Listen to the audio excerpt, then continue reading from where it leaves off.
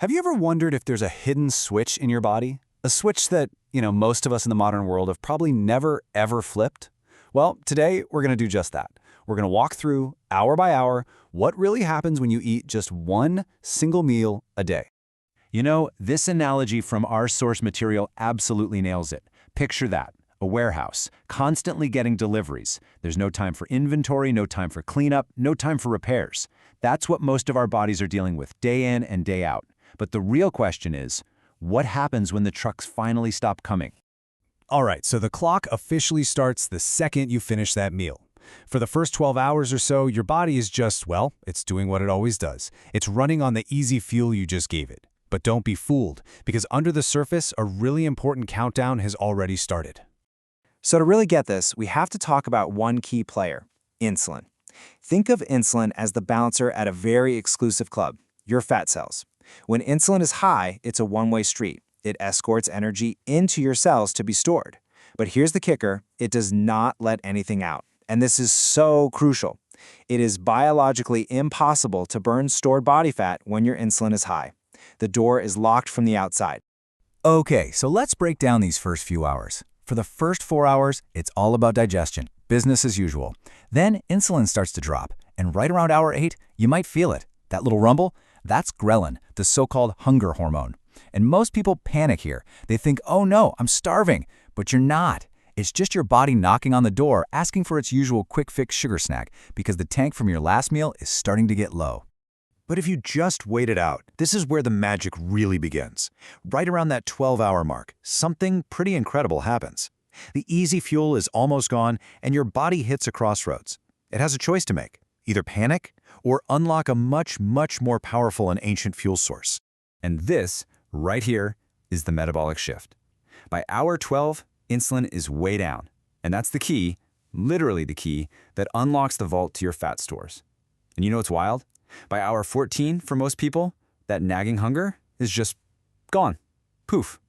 Because you're not waiting for energy anymore, you're running on it. Then, by hour 16, a new level of focus kicks in as your brain starts sipping on this incredible superfuel called ketones. And the difference between these two fuels? Wow, it's night and day. Glucose, from carbs and sugar. It's like a roller coaster, right? You get the spike, then the big crash. But ketones, which your body makes from its own fat, that's like a high-speed train on a perfectly flat track. Steady, clean, powerful energy. Our sources even call glucose a smoky fuel, while ketones burn totally clean. This is exactly why people feel so sharp and clear-headed. All right, now we're entering what might just be the most profound benefit of this whole process. Your body is fueled, the delivery trucks are gone, the warehouse is quiet. So, the deep cleaning crew can finally come out and get to work. And this deep clean has a name, autophagy. It literally means self-eating. And I know, it sounds a little weird, right? But it's your body's ultimate internal recycling program. Your cells start actively hunting for old, damaged parts, misfolded proteins, worn-out components, just cellular junk. They gobble it up, break it down, and recycle it into brand new, pristine parts. This is a level of deep cleaning that just can't happen when you're eating all the time. Okay, let's just stop right here and tackle the biggest question. The one I know is on your mind. It's the #1 fear about fasting. If my body is eating itself, isn't it going to eat my hard-earned muscle? It's a totally logical question, but it's based on a huge misunderstanding of just how brilliant your body is. I mean, think about it from an evolutionary standpoint. Why would your body burn the furniture to keep the house warm when there's a whole shed packed with firewood right outside? It wouldn't. Your body knows it needs that muscle to survive, to hunt, to live. So it activates this incredible defense mechanism to protect it at all costs. And here is that defense mechanism.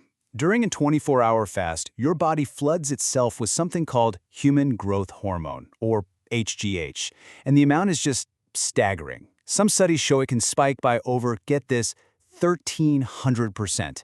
HGH is fiercely protective of muscle. It basically puts up a giant glowing force field around your lean tissue and shouts at your metabolism, hey, use the fat, do not touch the muscle. So you've made it. After almost 24 hours of unlocking fat stores and deep cellular cleaning, you've arrived at your one meal. But, and this is a big but, how you refuel is every bit as important as the fast itself. This dry sponge analogy is just perfect. After the fast, your cells are incredibly sensitive to nutrients. Think about it. A wet sponge can't really absorb any more water, right? But a completely dry one, it soaks up everything you put on it, instantly. This is a massive opportunity to nourish your body on a deep level. So we have to be strategic. The game plan is simple. First, you hit it with high-quality protein. This gives your body the building blocks it needs to repair and rebuild after all that autophagy. Second, you add healthy fats to keep that new fat-burning engine humming. And third, you load up on micronutrients from vegetables to restock all those vital minerals. And this chart here just lays it all out visually. You can see it right there. The biggest priorities are protein and micronutrients. This isn't just about filling your stomach. This is about consciously and deliberately rebuilding your body from the inside out. Now, a quick word of warning. If you're used to eating all day long, the first week of trying this can feel a little rough. You might get some headaches or feel a bit weak, but that's not a sign you're doing something wrong. It's actually a sign you're doing something right. It's the feeling of your body literally building new metabolic machinery to become a fat-burning beast. And often, the simple fix is just a little pinch of good quality sea salt in your water to help with electrolytes. And look, this is incredibly important, so please listen closely. This kind of protocol is not for everyone. It's intense if you are pregnant or nursing, if you have any history of eating disorders, or if you're on medications. Especially for things like diabetes or blood pressure, you absolutely must talk to your doctor before even thinking about trying this. Seriously, your safety comes first. So I'll just leave you with this final thought to chew on.